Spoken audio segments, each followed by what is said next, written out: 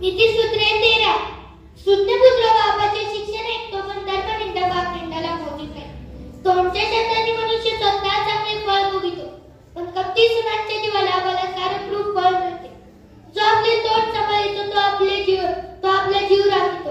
जो आपले तोंड वाचतो त्यावर अरिष्ट येते.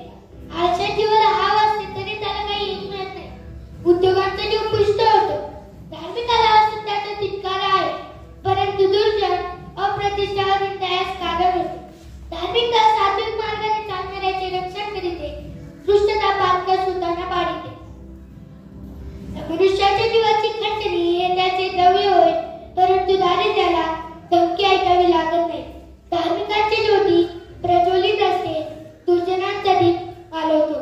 गर्वामुळे भांडणे मात्र होतात पण चांगली मसलत घेणाऱ्याजवळ ज्ञान असते. घाईने मिळवलेले धन क्षय पावते पण जो मूठ साठवतो त्याचे धन वृद्धी पावते. अशा लांबणीवर पडली असता अंतःकरण कष्टी होते पण इष्ट प्राप्ती हा जीवनाचा वृक्ष आहे. वचन तुच्छ मानणारा स्वतःवर आनंद आणतो पण आत्मीचा धाक बाळगणाऱ्या चांगले प्रतिफळ मिळते. शून्याचा बोध हा जीवनाचा झरा आहे. तो मृत्यूपात चुकवितो. समंजसपणाने कृपा संपादिता येते पण कपटी समानचा मार्ग खडतर असतो. प्रत्येक शहाणा मनुष्य अकलीने काम करीतो. मूर्खतेचा पसारा मांडतो.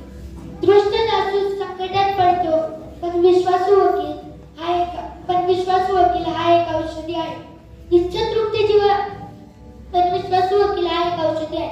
बोलचा आवेश करणाऱ्याला दारिद्र्य व लज्जाही प्राप्त होतात पण वागदंड ऐकणारा सन्मान पावतो.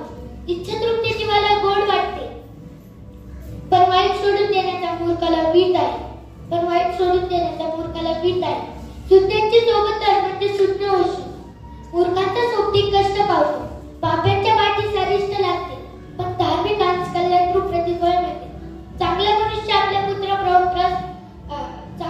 आपल्या पुत्र पौत्रास वतर ठेवितो पण दुर्जनांचे धन हे धार्मिकांसाठी साठवलेले असते. गरिबांचे नाकारलेले शेत विपुल अन्न देते पण कित्येकांचा नाशही होतो. जो आपली छडी आवडीतो तो आपल्या मुलाचा वैरी होय पण तो ज्याला वेळी शिक्षा करीतो तो त्याच्यावर प्रीती करणारा